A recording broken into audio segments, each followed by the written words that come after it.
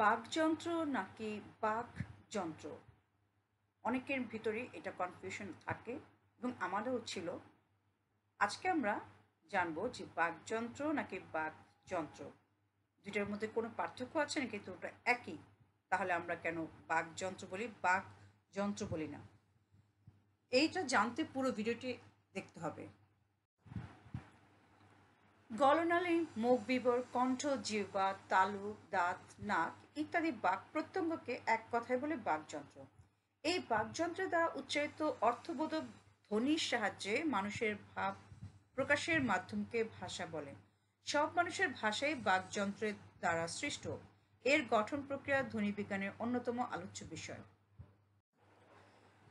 আমরা একটি ছবি দেখতে পাচ্ছি। এখানে একটি হিউম্যান বডি, মানুষের শরীরের বেশ কিছু অঙ্গ, তবে সেখানকার যে বেশ কিছু প্রত্যঙ্গ দেখতে পাচ্ছি তার মধ্যে নিম্নে হচ্ছে ফুসফুস, তারপর শ্বাসনালী, খাদ্যনালী, মুখ গহ্বর এবং সেই মুখ গহ্বরের ভিতরে যে আমাদের বিভিন্ন অংশগুলো, এই অংশগুলোর মাধ্যমেই আমাদের ফুসফুসতায়িত বাতাস বের হয়ে আসে এবং তার মাধ্যমে যে আমরা ধ্বনি বা আওয়াজ বা সাউন্ড করি, কথা বলি বা বর্ণ বা বাক্য বা শব্দ তৈরি করি, এই সব কিছুই এই বাকযন্ত্রেরই অংশ।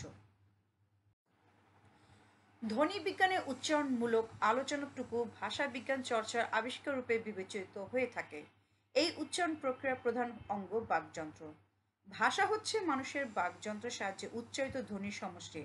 আবার দেহের যে সকল অঙ্গ প্রত্যঙ্গ বা যন্ত্রের সাহায্যে আমরা কথা বলি তথা নানা প্রকার ধ্বনি উচ্চারণ করে থাকি, তাকে বলা হয় বাকযন্ত্র বা ভোকাল অর্গান। মুখ, নাসিকা, কণ্ঠ, জিহ্বা, ফুসফুস ইত্যাদি অঙ্গ প্রত্যঙ্গের বিভিন্ন অংশের সাহায্যে ভাষায় ব্যবহৃত বা ব্যবহারযোগ্য ধ্বনিগুলো উচ্চারিত হয় বলে এগুলোকে একত্রে বাকযন্ত্র বলে। আরও সহজ ভাষায় বললে ধ্বনিগুলিকে উচ্চারণ করতে গেলে মুখের কয়েকটি অংশকে কাজে লাগাতে হয়, সেগুলোকেই একযোগে বাকযন্ত্র বলে। আমাদের মোট 7টি বাকযন্ত্র প্রধানত আছে, বাট এছাড়াও আরও অনেকে আছে এবং এ নিয়ে ভিন্ন মত আছে। কেউ 12টি, কেউ 10টি, কেউ 21টিও বলেছেন। তা আমরা ধীরে ধীরে জানতে পারবো। যথা জিভ, কণ্ঠ বা গলা, তালু, মূর্ধা বা তালুর উপর অংশ, দন্ত বা দাঁত, ওষ্ঠ বা ঠোঁট এবং নাসিকা বা নাক, এগুলোর সাহায্যে মানুষ মূলত কথা বলে। আমরা এখানে দেখতে পাচ্ছি বেশ কিছু বাকযন্ত্রের মাধ্যমে আমাদের বেশ কিছু বর্গীয় ধ্বনি, ব্যঞ্জন ধ্বনির 5টি বর্গ আছে এবং 25টি বর্গীয় ধ্বনি আছে। এই সম্পর্কে আরও ডিটেলস ক্লাস হচ্ছে আমার একটি ধ্বনি তথ্যের ক্লাস, একটি বা দুইটি পর্বে ভাগ করা আছে। আমি ডেসক্রিপশন বক্সে সেটি দিয়ে দিব এবং সেক্ষেত্রে তোমরা জানতে পারবে এই ধ্বনিগুলো সম্পর্কে এবং এই যে ধ্বনিগুলোর স্থান এবং উচ্চারণ, কোথায় মূর্ধন্য, কোথায় মূর্ধা, কোথায় তালু, কোথায় দন্ত, কোথায় ওষ্ঠ, সেই শব্দ এবং নাসিক্য ধ্বনি কোনগুলো সেগুলো আমরা জানতে পারবো। মুখ, নাসিকা, কণ্ঠ প্রভৃতি অঙ্গ প্রত্যঙ্গের বিভিন্ন অংশের সাহায্যে ভাষায় ব্যবহৃত বা ব্যবহারযোগ্য ধ্বনিগুলো উচ্চারিত হয় বলে এগুলোকে আমরা বাকযন্ত্র বলি।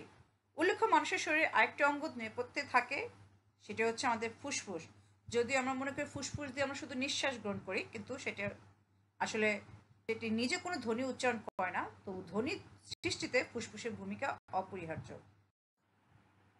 ধ্বনির উৎপত্তি ও শ্রুতির দিক থেকে বাক প্রত্যঙ্গাদির মধ্যে ফুসফুসে পড়ে স্বরযন্ত্রের মধ্যবর্তী স্বরতন্ত্রের স্থান। ফুসফুস থেকে শ্বাস বায়ু মুখ ও নাসিকা দিয়ে যাতায়াত করার সময় তার গতিপথে আংশিক বা পূর্ণ বাধা দেয় অথবা তার গতিপথ নিয়ন্ত্রিত করে। আমরা সেই বাতাসের নানা তরঙ্গের সৃষ্টি করি। এই তরঙ্গগুলি মূলত ধ্বনি তরঙ্গ। আমি যে বর্তমানে কথা বলছি বা ধ্বনি উচ্চারণ করছি, এখানে আমার বেশ কিছু ধ্বনি তরঙ্গ তৈরি হয়েছে।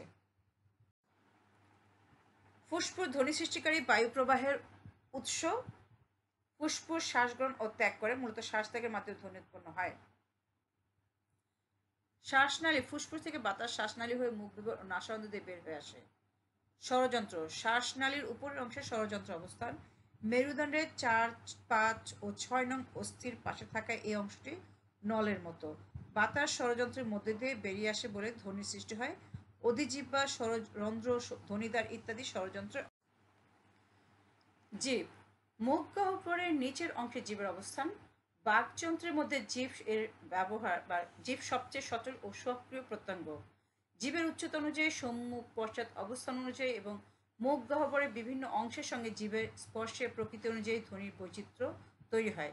আমরা ভালো করে যদি লক্ষ্য করি, আসলে আমরা যখন কথা বলছি, এই যেমন আমি কথা বলছি, আমার যে ধ্বনি বা বর্ণ বা শব্দ বা বাক্য উচ্চারিত হচ্ছে, এর মধ্যে জীবটাই বেশি নড়াচড়া করছে বা সবচেয়ে বেশি সচল এবং সক্রিয়। তাই পরীক্ষা যদি আসে যে বাক প্রত্যঙ্গের মধ্যে কোনটি সবচেয়ে বেশি ব্যবহৃত হয় বা সবচেয়ে বেশি সক্রিয় বা সচল প্রত্যঙ্গ, তাহলে অবশ্যই চোখ বন্ধ করে জিহ্বাই দিতে হবে। জীব অথবা জিহ্বা বা জিহ্বা। আলজিভ, মুখ গহ্বরে কোমল তালুর পিছনে ঝুলন্ত মাংসপিণ্ডের নাম আলজিভ। ধ্বনি উচ্চারণের সময় কোমল তালুর সঙ্গে আলজিভ নিচে নেমে এলে বাতাস মুখ দিয়ে পুরোপুরি বের না হয়ে খানিকটা নাক দিয়ে বের হয়। এর ফলে নাসিক্য ধ্বনি তৈরি হয়।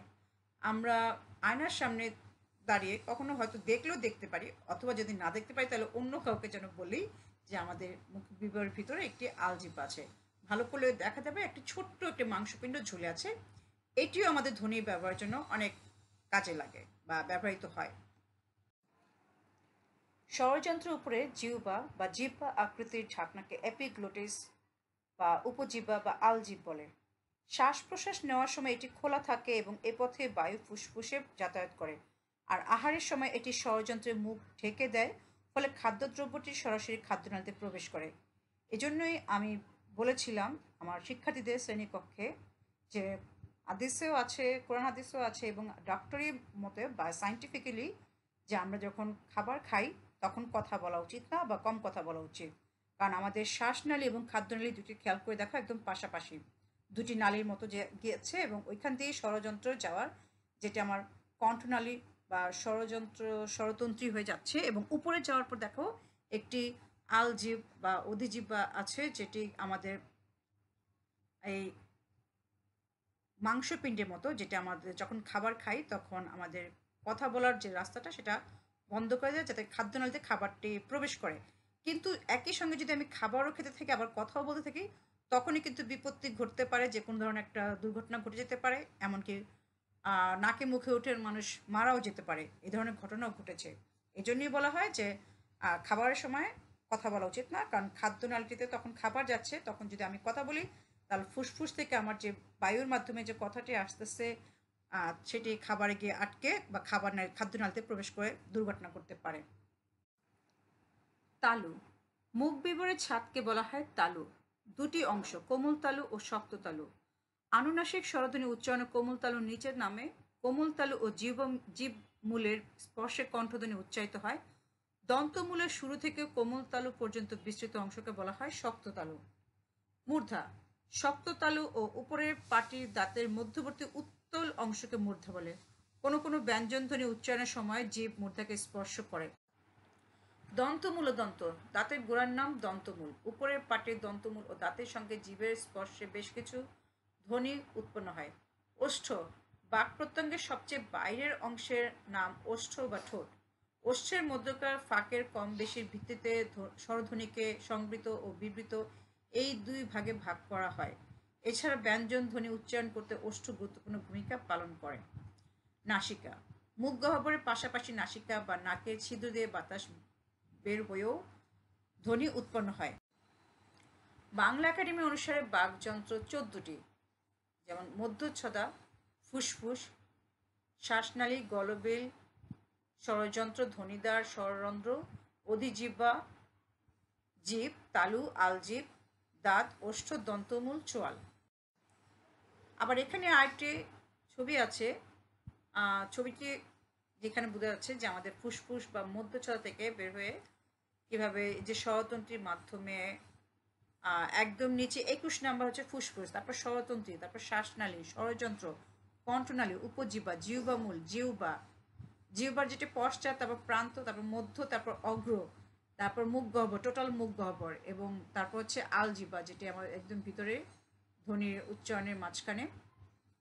আর তালু, তালু একটি হচ্ছে পশ্চাৎ, একটি হচ্ছে সর্বোচ্চ বা মূর্ধাকে বলা হচ্ছে, আর একটি হচ্ছে অগ্রতালু। তারপর হচ্ছে দন্তমূল যেটি দাঁতের মূল, তারপর দন্ত, ওষ্ঠ মানে ঠোঁট, নাসা গহ্বর এবং নাসারন্ধ্র। আসলে আমরা ধ্বনি উচ্চারণের সময় আমাদের নাকেরও ব্যবহার আছে, যেমন উ, ইয়, ম, ন, এগুলো নাসিক্য ধ্বনি। আমরা তো এতক্ষণ বাকযন্ত্রই বলে যাচ্ছি, গ দিয়েই বলে যাচ্ছি, তাহলে বাক যন্ত্র মানে কয়ের ব্যবহার বলা হয় কেন? আসলে বাক প্রত্যঙ্গের মাধ্যমেই আমরা বাকযন্ত্রের ব্যবহার দেখতে পাচ্ছি। বিভিন্ন প্রত্যঙ্গ এগুলোকে আমরা যে কথা বলি সেটা হচ্ছে, যেমন বাক অর্থই হচ্ছে কথা, উক্তি, বচন বা বাক্য।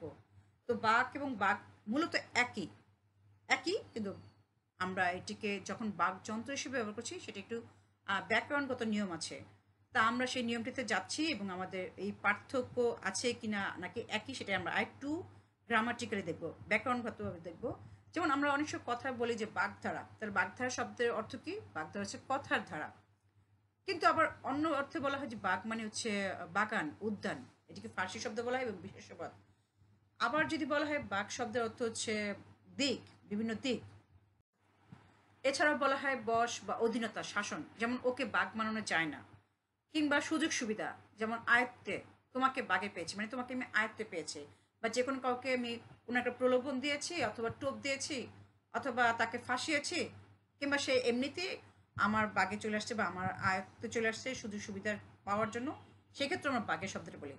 তাহলে বাগে পাওয়া মানে বাগে আসা, ক্রিয়া আয়ত্তে আসা। তাকে হাত করতে পারলে রইস দুলহা সহজেই বাগে এসে যাবে, জগলুল হায়দার আফ্রিক ওনার একটি বক্তব্য বা উক্তি। আবার আরেকটি হচ্ছে বাগে পাওয়া, ক্রিয়া আয়ত্তে পাওয়া, এবার তাকে বাগে পেয়েছি। আমরা দেখতে পাচ্ছি একটি ব্যুৎপত্তি বা আমাদের এই বাক শব্দটি কোত্থেকে আসলো। তৎসম বা সংস্কৃত শব্দ থেকে যেহেতু বাংলা জন্ম, কিন্তু মাঝখানে প্রাকৃত ভাষার মাধ্যমে বিকৃত হয়েছে বা অপভ্রংশের মাধ্যমে রূপান্তর হয়ে আমাদের বাংলা ভাষায় এসেছে। সেখানে একটি শব্দ হচ্ছে বলগা, যেটি সংস্কৃত বা তৎসম মূল শব্দ ছিল, সেটি প্রাকৃতের মাধ্যমে হয়ে গেছে বজ্ঞা, তারপর বাংলা বা তদ্ভব ভাষায় হয়েছে বাগ। তা আমরা এটি যদি জানতে চাই তাহলে আমাদের ধ্বনিতত্ত্ব ছাড়াও আমাদের কিছু উৎপত্তিগত জানতে হবে বাংলা ভাষার উৎপত্তি। সেই ক্ষেত্রে এরকম নিয়ম আছে, বাংলা ভাষা উৎসগত কিভাবে জন্মায় সেটা, অথবা আমার একটি ক্লাস আছে যেমন ইন্দো ইউরোপীয় ভাষাতে কিভাবে এইটি আসলো, সেখানেও তোমরা দেখতে পারো, আমি ডেসক্রিপশন বক্সে সেটিরও লিঙ্ক দিয়ে দেবো। তাহলে দেখবে কীভাবে যে বাংলা তৎসম থেকে তারপর কীভাবে প্রাকৃতের মাধ্যমে জন্ম হয়। তাহলে আমরা বাক শব্দটি পেলাম। এখন দেখছি ব্যাকরণগত নিয়মটা কীভাবে হলো। সন্ধি নিয়মে একটি নিয়ম আছে, ব্যঞ্জন সন্ধি যোগ স্বরসন্ধি ইকুয়াল হচ্ছে সেই বর্গের তৃতীয় বর্ণ। আমি আগেই বলেছিলাম আমাদের 5টি বর্গ এবং সেটা 25টি বর্গীয় ধ্বনি, 5 5 25, এক একটি বর্গের 5টি করে ধ্বনি। তো সেই বর্গের 3 নম্বর বর্ণটি বসবে। যেমন ক যোগ অ ইকুয়াল গ। তাহলে যদি বাক থেকে আমরা যাই, বাক যোগ যন্ত্র, তাহলে সেটি হচ্ছে সেই জয়ের অ, ক যোগ অ ইকুয়াল টু গ, মানে বাক যন্ত্র। বর্গের প্রথম বর্ণের পর স্বরবর্ণ, এটি আরেকটি নিয়ম, এবং সেখানে যে কোনো বর্গের তৃতীয় বর্ণ অথবা জ ব হ থাকলে প্রথম বর্গের স্থানে সেই বর্গের তৃতীয় বর্ণ হয়। অর্থাৎ ক থেকে হবে গ, চ থেকে হবে জ, ত থেকে হবে দ ইত্যাদি। তাহলে বাক যন্ত্র থেকে হয়ে গেল বাক যন্ত্র, অথবা বাকজাল থেকে বাক জাল ইত্যাদি। বাংলা ভাষার ব্যাকরণ গ্রন্থে এই বিষয়ে সুস্পষ্ট প্রমাণ, যার একটি আমি ইমেজ তুলে ধরলাম বা ছবির মাধ্যমে আমার সেই বিষয়টি তুলে এসছে। তো আশা করি এই থেকে বাক যন্ত্র নাকি বাক যন্ত্র এটি কি পার্থক্য আছে নাকি একই, তোমরা নিশ্চয়ই বুঝতে পেরেছো। এবং এ বিষয়ে আর কোনো মানে প্রবলেম থাকার কথা না, যদি থাকে তারপর তোমরা কমেন্টস বক্সে জানাতে পারো। আর আমি আশা করি আজকের ক্লাসটি থেকে তোমাদের বাকযন্ত্র সম্পর্কে জানা হয়ে গেছে এবং বেশ কিছু আমাদের যে বাক প্রত্যঙ্গ সেটাও কি কি তাও তোমরা জানতে পারলে। কখনো কখনো 8-10টা, কখনো কখনো 21টা পর্যন্ত বলা হয়। আসলে সেগুলো একই, সেই তালু মূর্ধা ওগুলোকেই, দন্তগুলোকে আলাদা আলাদা করে একটু ভেঙে ভেঙে বলা হয়েছে। তো আজকে এই ক্লাসটি যদি তোমাদের জন্য উপকারী হয় তাহলে আমার এই ভিডিওটি করা সার্থক হবে। তো নেক্সট ক্লাসে আমন্ত্রণ জানিয়ে এখানেই শেষ করছি।